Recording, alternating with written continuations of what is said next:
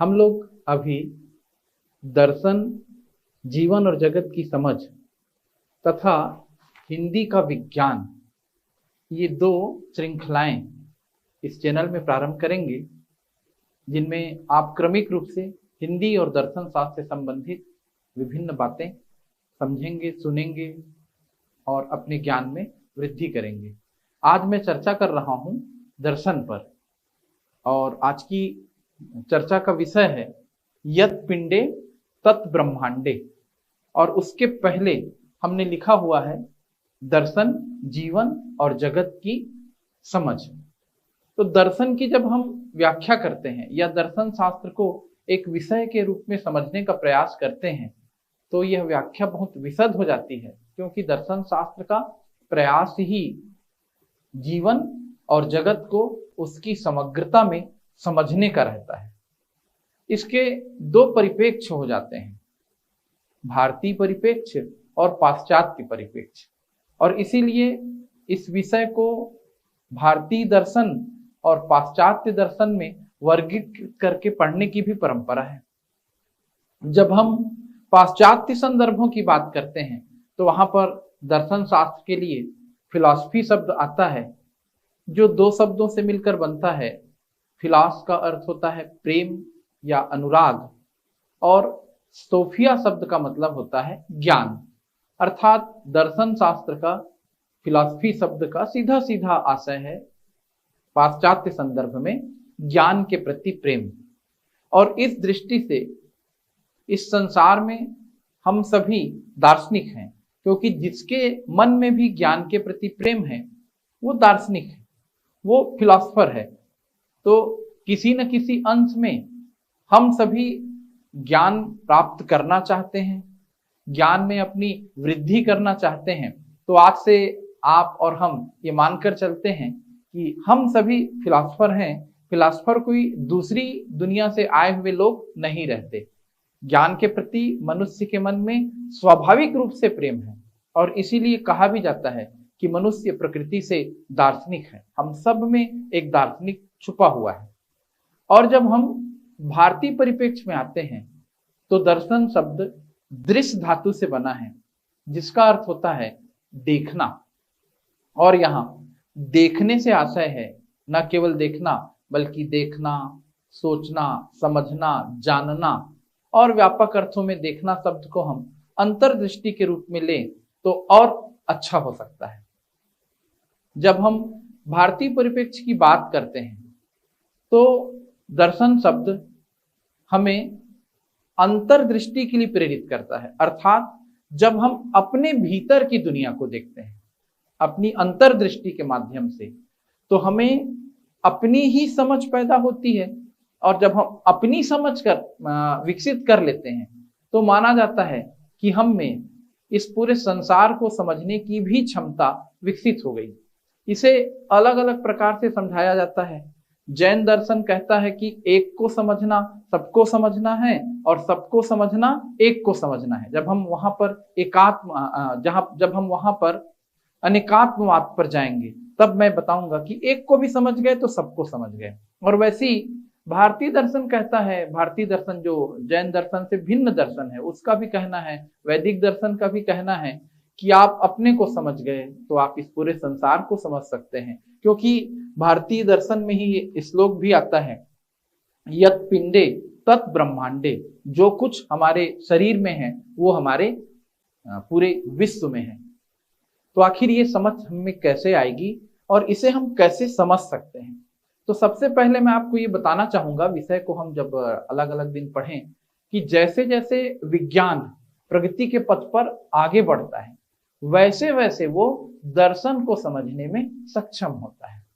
ये यत् पिंडे तत् ब्रह्मांडे क्या है, इसे कई प्रकार से भारत की दार्शनिक परंपरा सदियों से समझाते आ रही है। जब हम सांख्य दर्शन में जाते हैं तो 5 तत्वों से, जिन्हें पंच महाभूत कहते हैं, जल तत्व, पृथ्वी तत्व, अग्नि तत्व, वायु तत्व और आकाश तत्व, इन 5 तत्वों से सृष्टि की रचना हुई है माना जाता है। और जब हम फिर से इस दर्शन का ज्ञान आगे बढ़ाते हैं तो ये कहा जाता है कि जो उसका सत्कार्यवाद का सिद्धांत है, कार्य कारण सिद्धांत है, और जो सांख्य दर्शन का विकासवाद है, वो समझाता है कि ये जीवन रूपांतरण का खेल है। 5 तत्वों के मिलने से हमारा शरीर बनता है, और इन 5 तत्वों से जब हम मुक्ति पा जाते हैं या इन 5 तत्वों का वापस प्रकृति में विलय हो जाता है, तो हमारे शरीर का अंत हो जाता है। मतलब ये एक ट्रांसफॉर्मेशन का खेल है। पर आसानी से बात समझ में नहीं आती। जब हम इसे विज्ञान की भाषा में समझते हैं तो एक समझ हमारे अंदर विकसित होती है कि जैसे 5 तत्वों में से एक तत्व पृथ्वी तत्व है, जिसे सरल शब्दों में कहें मिट्टी। तो हम अपने आसपास बड़े बुजुर्गों को कहते हुए सुनते हैं कि मिट्टी का बना हुआ शरीर है, मिट्टी में मिल जाएगा। तो क्या वास्तव में हमारा शरीर मिट्टी से बना हुआ है? मैं तो एक कदम और आगे जाकर के आपकी सोच का विकास करना चाहूंगा कि हम मिट्टी से बने हुए हैं, हम मिट्टी ही खाते हैं और मिट्टी से ही हमारा विकास होता है। फिर आप सोचने लगेंगे, हम कहाँ मिट्टी खाते हैं? हम तो चावल खाते हैं, हम तो रोटी खाते हैं, हम तो सब्जियां खाते हैं, हम तो फल खाते हैं, और कोई कोई कहेगा कि हम तो नॉनवेज खाते हैं। और आप हमें बताना शुरू कर दिए कि हम तो मिट्टी खाते हैं और मिट्टी से बने हुए हैं। तो विज्ञान ने अपनी जब समझ विकसित की, तब वह इस वाक्य को सही तरीके से समझ पा रहा है कि कैसे हम मिट्टी खाते हैं। ये प्रकाश संश्लेषण की जब आप व्याख्या समझेंगे तो समझ जाएंगे। आप सभी बचपन से प्रकाश संश्लेषण को सुनते, पढ़ते और समझते आए हैं कि पौधों की जड़ें मिट्टी में जाती हैं, पौधों की पत्तियों में क्लोरोफिल पाया जाता है, और पौधे सूर्य के प्रकाश में प्रकाश संश्लेषण की क्रिया करते हैं, जिससे उनका भोजन बनता है।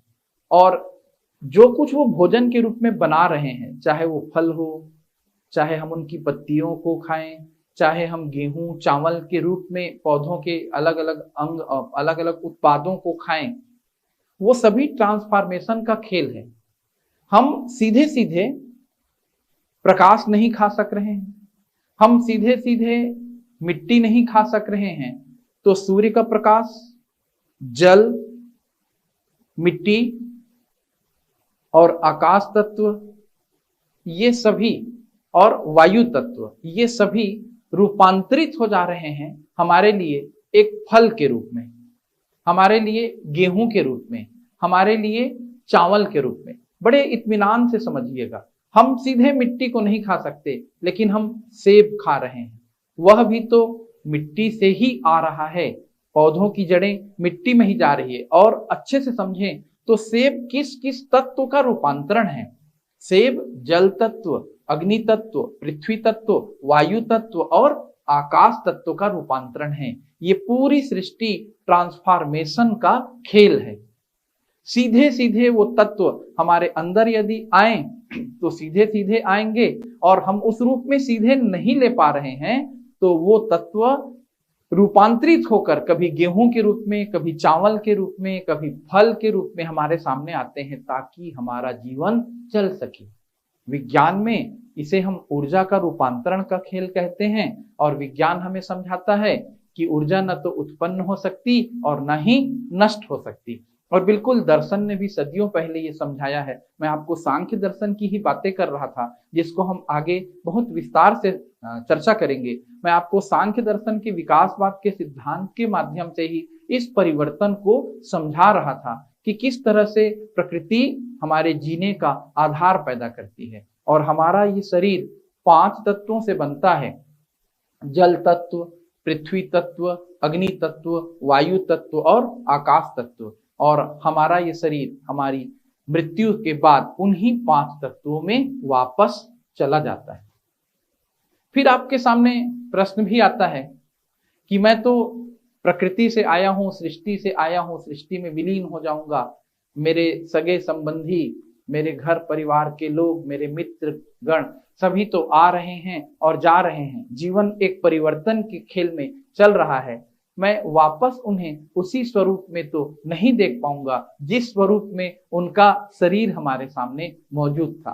तो इसलिए हमारे शरीर की भी, या हमारे शरीर के वर्तमान स्वरूप की भी एक बहुत बड़ी महत्ता भारतीय परंपरा सिखाती है और शरीर का सम्मान करना भी सिखाती है और कहती है शरीर माध्यम खलु धर्म साधनम।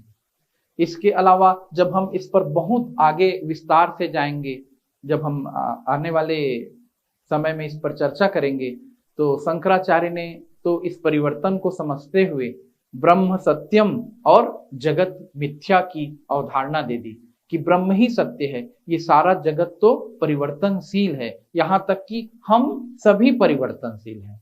तो हमारा संबंध कैसे है प्रकृति से, हम कैसे परिवर्तित होते हैं, आपके अंदर एक थोड़ी सी समझ आई होगी। और भी आप इसे विज्ञान की तरह से समझेंगे तो आप देखिए हमारे शरीर में जो भी तत्व हैं, ब्रह्मांड में भी वही तत्व हैं। हम इस ब्रह्मांड का अभिन्न अंग हैं, हम उससे परे नहीं हैं। हम मृत्यु के पहले भी थे और मृत्यु के बाद भी रहेंगे। हम एक ट्रांसफॉर्मेशन की प्रक्रिया से ही गुजर रहे हैं। हमारे शरीर में यदि लोहा है तो वो प्रकृति में भी है। आपको यदि आयरन की कमी हो गई तो आयरन टेबलेट खाने के लिए दिया जाएगा। यदि प्रकृति में सोना है तो आपके शरीर में भी सूक्ष्म मात्रा में किसी न किसी रूप में सोने की, स्वर्ण तत्व की मौजूदगी होगी। और सोना चांदी च्यवनप्राश का नाम भी आपने सुना होगा। जितनी मात्रा में आप अपनी सोच का विकास करेंगे, जितनी मात्रा में आप विज्ञान और दर्शन को जोड़ेंगे, उतनी मात्रा में आप में दर्शन की समझ पैदा होगी। जैसे आप फिल्में भी देखें, जब भी मैं फिल्में देखता हूं तो मुझे वहां भी दर्शन नजर आता है। जैसे अभी पुष्पा पिक्चर में एक गाना आया हुआ था, पत्तियां खाती हैं किरणें, किरणों को खाता है बकरा, बकरे को शेर दबोचे। तो मुझको लग रहा था ये तो दर्शन शास्त्र का ही गाना है, और निश्चित रूप से वो दर्शन शास्त्र का ही गाना था। वो इसी प्रकृति के रूपांतरण को समझा रहा था कि किरणों को पत्तियां खा रही हैं, यानी पत्तियां प्रकाश संश्लेषण कर रही हैं, और उनको बकरा खा रहा है, यानी वो पत्तियां बकरे के भोजन का माध्यम बन रही है और बकरों को शेर खा रहा है। तो प्रकृति का एक रूपांतरण या वो विज्ञान की खाद्य श्रृंखला है, और विज्ञान की खाद्य श्रृंखला और विज्ञान का रूपांतरण हमें एक समझ विकसित कर रहा है कि हम इस धरती से, इस प्रकृति से, इस सृष्टि से अनवरत रूप से जुड़े हुए हैं। तो इस विषय को हम धीरे धीरे समझेंगे, और ये धीरे धीरे समझने का ही विषय है।